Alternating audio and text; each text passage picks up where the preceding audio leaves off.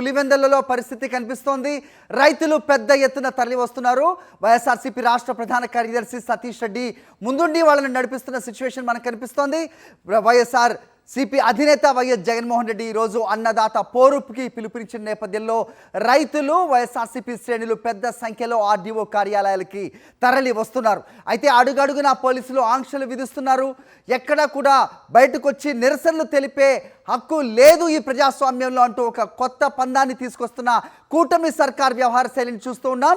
అయితే అవేమీ లెక్క చేయమంటున్నారు రైతులు. సో ప్రభుత్వం విధిస్తున్న ఆంక్షలు నడుమ రైతులు పెద్ద సంఖ్యలో బయటకు వస్తున్నారు. ఆర్డీఓ కార్యాలయాలకు వచ్చి తమ నిరసన తెలియజేస్తున్నారు. వారాల తరబడి తాము యూరియా కోసం రైతులు పడిగాపులు పడుతున్నా పట్టించుకోని సిచ్యువేషన్ ఏ రకంగా కూడా భరించే ఇక పరిస్థితి లేదు అంటూ కూడా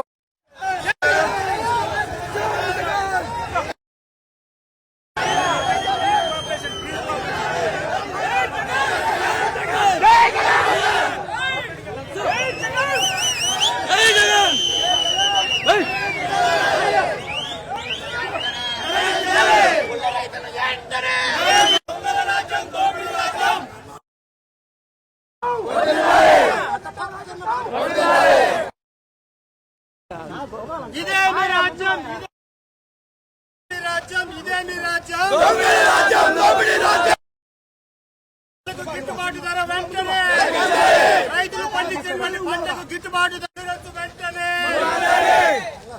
ఈ ప్రభుత్వం ఇదేమి రాజ్యం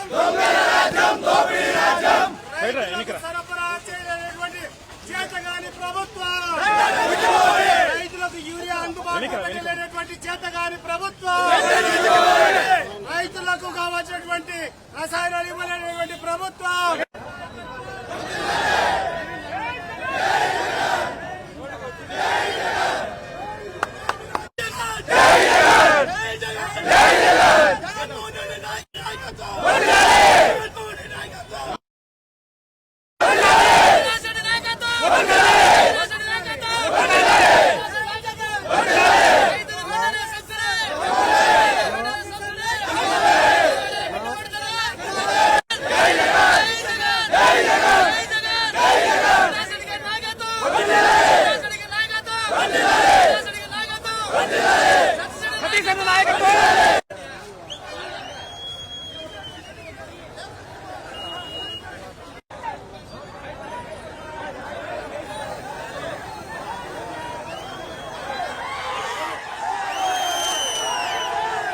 ఇక్కడ ఎలాంటి సిచ్యువేషన్ ఉందో మా కరెస్పాండెంట్ ప్రదీప్ వివరిస్తారు. ప్రదీప్ చెప్పండి, పెద్ద సంఖ్యలో రైతులు ఆర్డీఓ కార్యాలయాలకు వస్తున్న సిచ్యువేషన్ చూస్తున్నాం.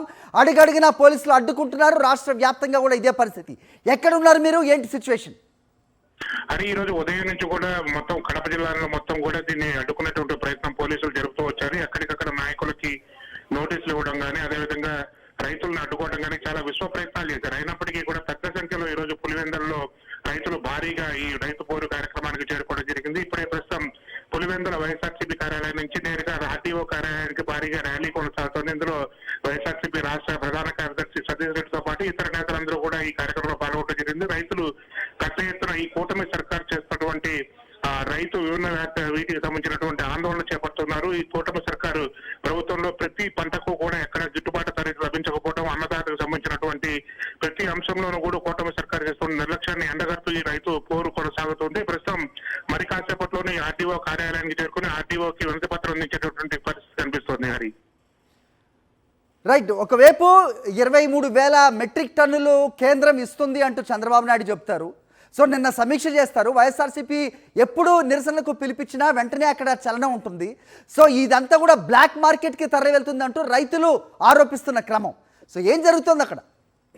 ఈ విషయంలో మాత్రం ఖచ్చితంగా మనం చెప్పుకోవచ్చు. ఎందుకంటే నిన్నటి వరకు యూరియా కోసం చేసినటువంటి ప్రతి ఇబ్బందిని కూడా రైతులు చేపట్టినటువంటి ప్రతి ఇబ్బందిని కూడా మనం విజువల్స్ గా కళ్ళారా చూసాం. అయినప్పటికీ కూడా ప్రభుత్వం నుంచి ఎలాంటి స్పందన లేకపోగా ఇవాళ వైఎస్ఆర్సీపీ రైతు పోరు కార్యక్రమం చేపడుతున్నటువంటి నేపథ్యంలో ఇవాళ ఉదయం నుంచి కూడా సచివాలయం నుంచి కొంతమంది సిబ్బందితోటి రైతులకు ఫోన్లు చేయించి ఈ ఉద్యమం రైతులు అనేక ఇబ్బందులు పడుతూ ఉంటే నిమ్మకు నీరు కట్టినట్టు కూర్చొని ఈ ముఖ్యమంత్రి రైతులను బెదిరించేటటువంటి రకంగా ప్రసంగాలు చేయడం చాలా బాధాకరంగా ఉంది.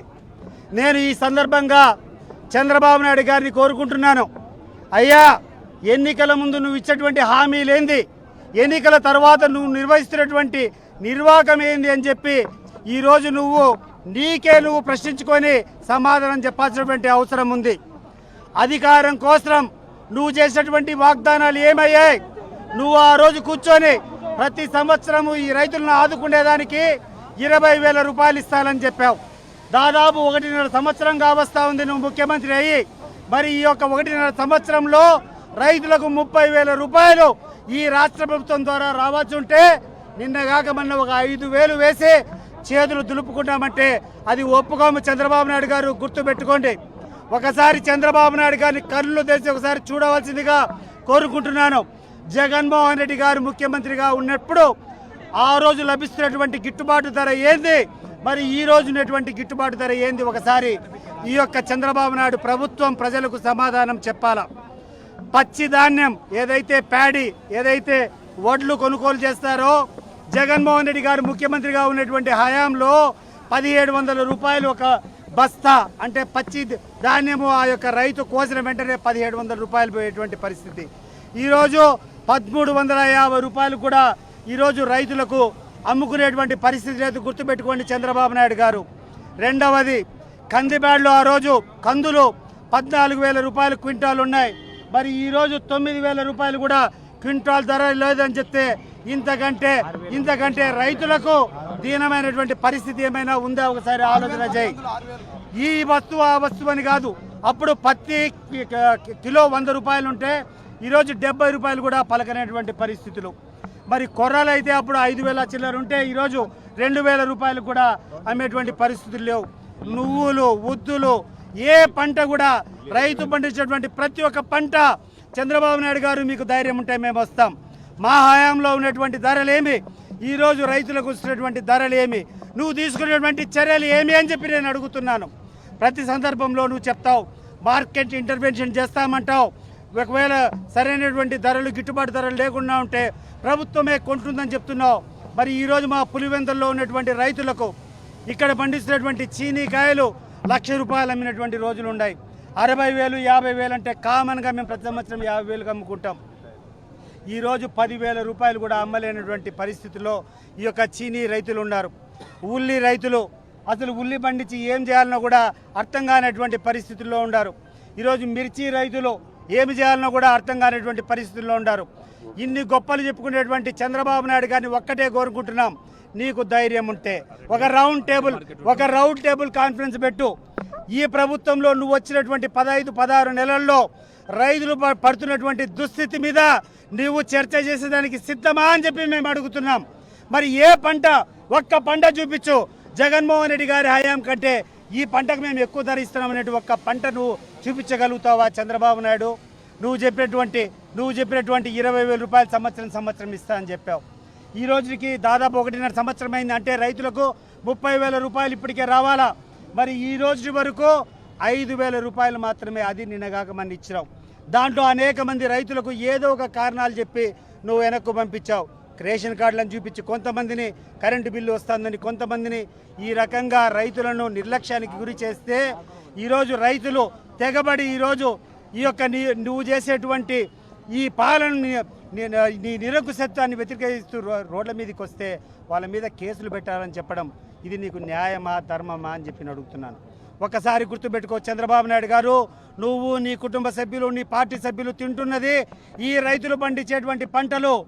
ఈ రైతులు సుభిక్షంగా ఉన్నప్పుడే ఈ రాష్ట్ర ప్రభుత్వం సుభిక్షంగా ఉంటుంది. మరి రైతులను ఆదుకోలేనటువంటి నువ్వు ఆ రోజు కూర్చొని అన్ని పంటలకు ఉచితంగా ఇన్సూరెన్స్ కల్పిస్తానని చెప్పావు. ఈరోజు నువ్వు సమాధానం చెప్పగలుగుతావా ఈ రాష్ట్రంలో ఉన్నటువంటి ప్రజలకు? ఈ రాష్ట్రంలో ఉన్నటువంటి ఒక్క పంట కన్నా కూడా నువ్వు ఇన్సూరెన్స్ కట్టినటువంటి పాపాన పోయినావా చంద్రబాబు నాయుడు గారు? ఆ రోజు జగన్మోహన్ రెడ్డి గారు రైతులు సుభిక్షంగా ఉండాలని ప్రతి ఒక్క సచివాలయంలో కూర్చొని రైతు భరోసా కేంద్రం ఓపెన్ చేసుకొని రైతులకు కావాల్సినటువంటి ఆ ఎరువులు కానీ రసాయనాలు కానీ అన్నీ కూడా ఆ రోజు ఆ సచివాలయాన్ని ఇచ్చేటువంటి పద్ధతి. ఈరోజు నడి రోడ్డు మీదకి వచ్చి రోడ్డు కూర్చొని అయ్యా మాకు యూరియా కావాలని ఈరోజు రైతులు ఇంత దీనస్థితిలో అదుకుంటూ ఉంటే నిన్న కూర్చొని ప్రెస్ కాన్ఫరెన్స్ పెడతావు, నిన్న కూర్చొని దాని మీద రివ్యూ చెప్తావు. చంద్రబాబు నాయుడు గారు నీకు గడిచిన 3-4 నెలల నుంచి ఈ రైతులు అనుభవించేటువంటి ఇబ్బందులు నీకు గుర్తుకు రావడం లేదా, లేకుంటే నీ దృష్టికి రాలేదా అని చెప్పి నేను అడుగుతున్నాను. కేవలం వైఎస్ఆర్ కాంగ్రెస్ పార్టీ స్పందించినప్పుడే, కేవలం వైఎస్ఆర్ కాంగ్రెస్ పార్టీ ప్రజల తరఫున పోరాటం చేయాల్సినప్పుడే ఆ ముందు రోజు వచ్చి కూర్చొని ఏదో పెద్దను సత్శీలను మాదిరి చెప్తా ఉంటావు. చంద్రబాబు నాయుడు గారిని హెచ్చరిస్తున్నాను, ఇదే రైతు వ్యతిరేక వైఖరి నువ్వు అవలంబిస్తే, రైతులను అనగదొక్కేటువంటి వైఖరిని నువ్వు అనగదొక్కేసి వస్తే నీ ప్రభుత్వానికి రాబోయేది గడ్డు కాలమే అని చెప్పి హెచ్చరిస్తూ వెంటనే రైతు సమస్యలన్నిటి కూడా పరిష్కారం చేయాలి. రైతులు తరపున కట్టాల్సినటువంటి ఇన్సూరెన్స్ అంతా వెంటనే కట్టాలి. రైతులు పండించేటువంటి పంటలకన్నిటి కూడా గిట్టుబాటు ధరలు కల్పించాలి. రైతులకు కావాల్సినటువంటి ఉచిత యూరియా కానీ లేకుంటే రసాయనాలు కానీ ఆర్బీకే కేంద్రాల్లో అందుబాటులో పెట్టాలి.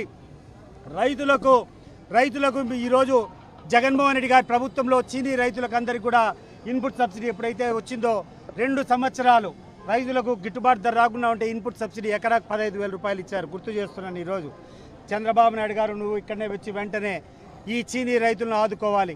అరటి రైతులు ఈరోజు నువ్వు ఎక్స్పోర్ట్ చేస్తానని చెప్పావు, నువ్వు ఎక్కడెక్కడి నుంచో రైలులో పెట్టిపోతానంటావు. ఎక్కడ నీ రైలు చూపిస్తావా? నువ్వు రైతులు ఇక్కడ నుంచి పులివెందుల నుంచి రైళ్లు పెట్టి నువ్వు అరటికాయలు ఎక్స్పోర్ట్ చేస్తామని చెప్పి పెద్ద ఎత్తున నువ్వు స్పీచ్ ఇచ్చావు. ఈరోజు వచ్చి చెప్పు, ఎక్కడ నీ రైలు? ఎక్కడ ఈ యొక్క అరటి రైతులకు గిట్టుబాటు ధర? ఎక్కడ చీనీ రైతులకు ఎక్కడ గిట్టుబాటు ధర? ఉల్లి రైతుకు ఎక్కడ గిట్టుబాటు ధర? మిర్చి రైతుకి ఎక్కడ గిట్టుబాటు ధర? నీకు ధైర్యం ఉంటే జగన్మోహన్ రెడ్డి గారి ప్రభుత్వం కంటే ఈ యొక్క ఒక్క పంట చూపించి నువ్వు అప్పటికంటే ధర ఎక్కించేది, అప్పుడు మేము ఒప్పుకుంటాం. ఈ ప్రజా వ్యతిరేక విధానాలు వదిలిపెట్టి వాస్తవంలోకొచ్చి రైతులను ఆదుకునేంత వరకు నీ యొక్క కొమ్ములు వంచి ఈ పోరాటం వైఎస్ఆర్ కాంగ్రెస్ పార్టీ చేస్తుంది అని చెప్పి ఈ సందర్భంగా తెలియజేస్తున్నాము. జై జగన్. లేకుంటే తెలుగుదేశం పార్టీ కార్యకర్తల అనేది విషయం కాదు, రైతులా కాదా, రైతులకు గిట్టుబాటు ధర వస్తుందా లేదా అనేది ఒక్కటే విషయం. ఈరోజు ఈ ప్రభుత్వం దృష్టికి ఒకటి తీసుకొని పోతున్నాను. నీకు ధైర్యం ఉంటే ఈ ప్రభుత్వం వచ్చినప్పటి నుంచి గతంలో జగన్మోహన్ రెడ్డి హయాంలో ఉన్నటువంటి గిట్టుబాటు ధరలు ఇప్పుడు కల్పిస్తున్నారా? కనీసం ఒక్క పంటనైనా మీరు చూపించగలుగుతారా? పత్తి రైతులకు చూపిస్తారా? ఉల్లి రైతులకు చూపిస్తారా? మిరప రైతులకు చూపిస్తారా? పసుపు రైతులకు చూపిస్తారా? మామిడి రైతులకు చూపిస్తారా? చీనీ రైతులు ఏ ఒక్క పంట అయినా, రైతులు పండించేటువంటి ఏ పంట అయినా కూడా సవాల్ని చెప్తున్నా, జగన్మోహన్ రెడ్డి హయాంలో వచ్చేటువంటి గిట్టుబాటు ధరలు ఈరోజు ఉన్నాయా? ఈరోజు ఈ ప్రభుత్వం రైతు వ్యతిరేక ప్రభుత్వం అవునా కాదా? ఈరోజు రైతులకు కావాల్సినటువంటి ఎరువులు కానీ విత్తనాలు కానీ రైతు భరోసా కేంద్రాల్లో లభిస్తున్నాయా? ఈరోజు ఒక్క ఇన్పుట్ సబ్సిడీ రైతులకు వచ్చిందా? రైతులకు కట్టాల్సినటువంటి ప్రీమియం, ఇన్సూరెన్స్ ప్రీమియం మీరు ఏమైనా కట్టారా? ఇవి ఆలోచన చేయాలి. కానీ వైఎస్ఆర్ కాంగ్రెస్ పార్టీ ఏంది, తెలుగుదేశం ఏంది? రైతు ఎవరైనా కూడా రైతులు ఆదుకోవాల్సినటువంటి బాధ్యత ఈ ప్రభుత్వం ఉంది. రైతులు బాగుండారు, రైతులు సుభిక్షంగా ఉండాలని ఒప్పుకుంటే మొట్టమొదటి సంతోషపడే వాళ్ళము మేము, మా నాయకుడు జగన్మోహన్ రెడ్డి. 11వ తారీఖు ధర్నా చేస్తామని రైతులు హెచ్చరించారు. దాని గురించి మీరు ఏమైనా మద్దతు? తప్పకుండా మద్దతు ఇస్తాం. రైతులు చేసే ప్రతి ఒక్క పోరాటానికి కూడా వైఎస్ఆర్ కాంగ్రెస్ పార్టీ ప్రతి కార్యకర్త కూడా స్పందిస్తాడు. వాళ్ళ కోసం ఎంత రిస్క్ అయినా తీసుకునే దానికి సిద్ధం.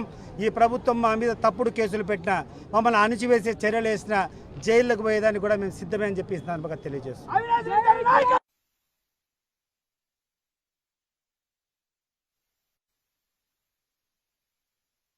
జగనన్న నాయకత్వం.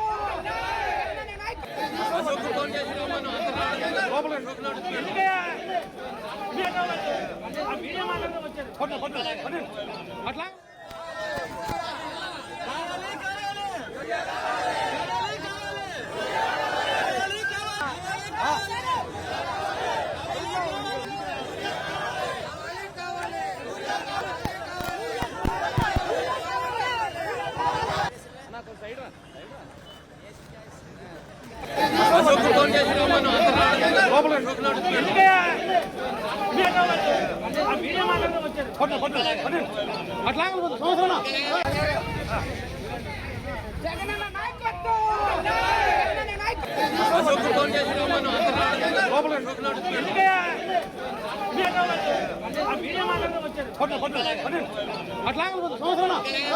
రైట్, చూస్తున్నాం బాక్స్లో పులివెందల, పొద్దుటూరు, జంగారెడ్డిగూడెం, చీపురుపల్లి రాష్ట్రంలో ఎక్కడ చూసిన రైతులు పెద్ద ఎత్తున ఆర్డీఓ కార్యాలయాలకి తరలి వస్తూ ఉన్నారు. తమకు మద్దతుగా వైఎస్ఆర్సీపీ పార్టీ ముందుకొచ్చిన నేపథ్యంలో పోలీసుల ఆంక్షల్ని లెక్క చేయం, అరెస్టు లెక్క చేయమంటూ వాళ్ళు ముందుకు కదులుతున్న దృశ్యాలు మనకు కనిపిస్తూ ఉన్నాయి.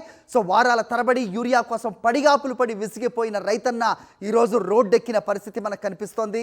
సో గతంలో వైఎస్ఆర్సీపీ ప్రభుత్వ హయాంలో ఏ రోజు కూడా ఇలాంటి కొరత మేము చూడలేదు. ప్రస్తుతం ఇంత కొరత ఉన్నప్పటికీ ప్రభుత్వ పెద్దలు ఎవరు కూడా ఎగతాళి చేయడం తప్ప నోరు విప్పి మాట్లాడని సిచ్యువేషన్ కనిపిస్తున్న క్రమంలో అన్నదాత పోరు బాట పట్టాడు.